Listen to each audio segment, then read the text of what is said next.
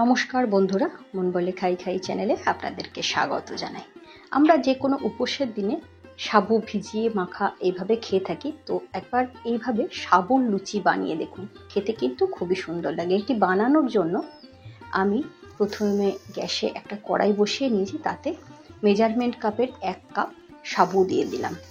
যে কোনো সাবু নিলেই হবে, মোটা দানা সরু দানা দিয়ে সাবুটা একটু ভালোভাবে গরম করে নিতে হবে। খুব বেশি ভাজার দরকার নেই। সাবুটা ওজনে প্রায় 200 গ্রাম।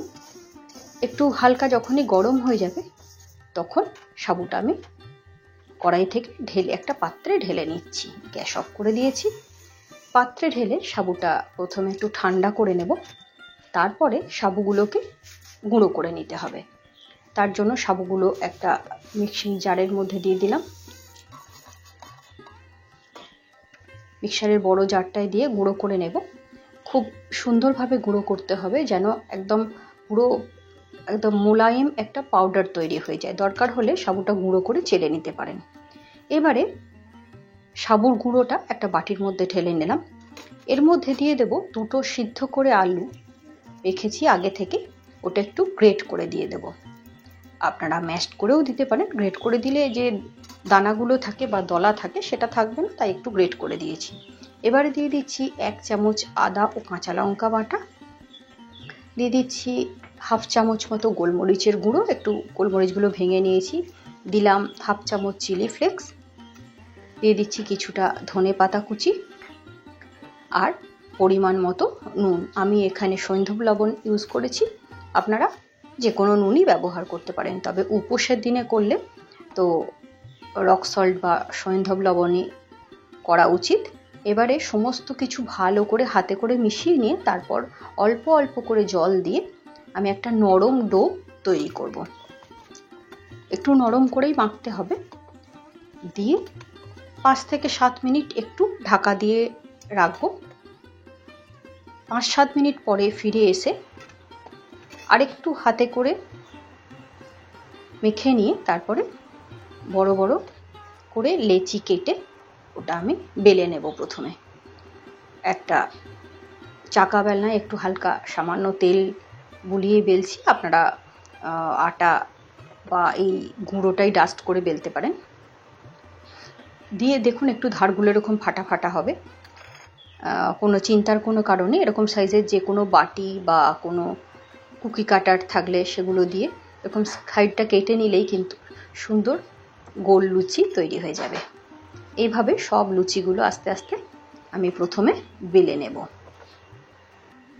আর একটা দেখিয়ে দিচ্ছি, এরকম একটা লেচি নিয়ে একটু হালকা হাতে চেপে এরকমভাবে বড় করে তৈরি করে তারপরে আমি বাটির সাহায্যে কেটে নিয়েছি। ধারগুলো যে ফাটা ফাটা হয়ে গেছিলো ওগুলো বাদ দিয়ে দিলাম। সুন্দরভাবে গোল লুচি তৈরি হয়ে গেল। এইভাবে সব লুচিগুলো বেলে নিয়ে তারপর আমি গ্যাসে চলে যাচ্ছি।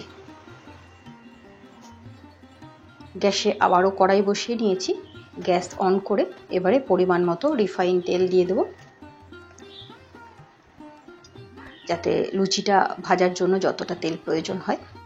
তেল যখন খুব ভালোভাবে গরম হয়ে যাবে তখন তার মধ্যে একটা একটা করে লুচি দিয়ে একটু হালকা নাড়িয়ে দেব। একটা পাশ যখন হয়ে যাবে তখন লুচিটা নিজে থেকেই ভেসে উঠবে, তখন ঘুরিয়ে দিলাম। ঘুরিয়ে আর একটা পাশও ভালোভাবে ভেজে এপিট ওপিট করে যখন সুন্দরভাবে ভাজা হয়ে যাবে তখন তুলে নেব। লুচিটা কিন্তু যে খুব বেশি ময়দার লুচি বা আটার লুচির মতো ফুলবে তা কিন্তু নয়, তবে একদমও যে ফুলবে না তাও নয়। লুচিটা কিন্তু হালকা ফোলে, দেখুন দেখেই বুঝতে পারছেন। এরকমভাবে আস্তে আস্তে উপর থেকে তেল দিয়ে দিই। এভাবে সব লুচিগুলো প্রথমে ভেজে নেব। এই লুচিগুলো খেতে কিন্তু খুবই সুন্দর হয়। আর উপোসবারের দিনে তো সবসময় আমরা সব কিছু খেতে পারি না, আর খেতে খুব মুখরোচকও হয়। দেখুন এইভাবে সমস্ত লুচিগুলো আমি বানিয়ে নিলাম। লুচিগুলো কত নরম হয়েছে দেখলেই বুঝতে পারবেন। দেখুন একদম সুন্দরভাবে ছিঁড়ে যাচ্ছে, খুবই নরম তুলতুলে থাকে। 3-4 ঘন্টা পরেও কিন্তু একই রকমভাবে নরম থাকে। আপনারা এইভাবে একবার বানান, কেমন হলো আমাকে কমেন্ট সেকশনে লিখে জানান। যদি ভালো লেগে থাকে ভিডিওটি লাইক করুন, শেয়ার করুন। এভাবেই আমার পাশে থাকার জন্য মন বলে খাই খাই চ্যানেলকে সাবস্ক্রাইব করুন। নমস্কার, ভালো থাকবেন, সুস্থ থাকবেন।